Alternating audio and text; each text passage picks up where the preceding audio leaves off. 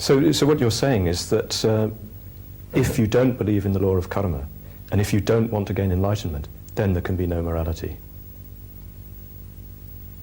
There will be no morality, but there will still be consequences of your actions, because Buddhism does distinguish between two kinds of morality. It distinguishes between natural morality and conventional morality. Natural morality consists in the fact that if you perform actions of a certain kind, whether so-called positive or so-called negative, you will have the corresponding consequences. Whether you believe that or not is rather like a physical law in that case. You may or you may not believe in the law of gravitation, but you still have to suffer its consequences. But if you don't believe in the laws of conventional morality and act accordingly, then they're merely conventional, then of course there will not necessarily be any consequences under the law of karma, simply because you've broken the laws of conventional morality. Unless, of course, you've broken them, not for positive reasons, but for negative reasons, which in themselves amount to those negative mental states which naturally will produce for you unpleasant consequences under the law of karma. Can you illustrate that? I'll try to think of an illustration. For instance, well, let's say it's a matter of conventional morality that when you enter a church you take off your hat, if you're a gentleman that is. But suppose you don't do it out of sheer forgetfulness, or you just don't think it matters very much.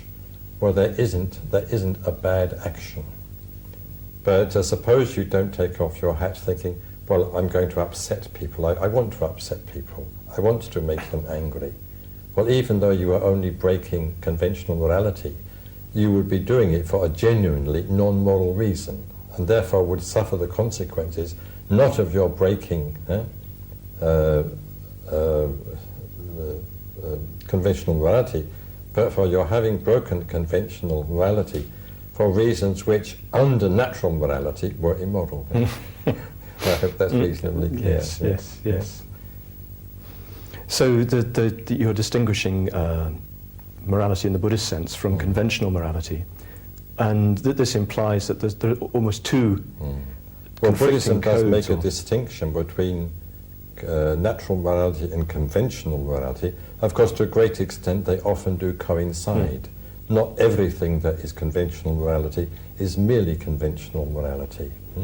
Using the term conventional morality in the generally accepted sense, not in the technical Buddhist sense.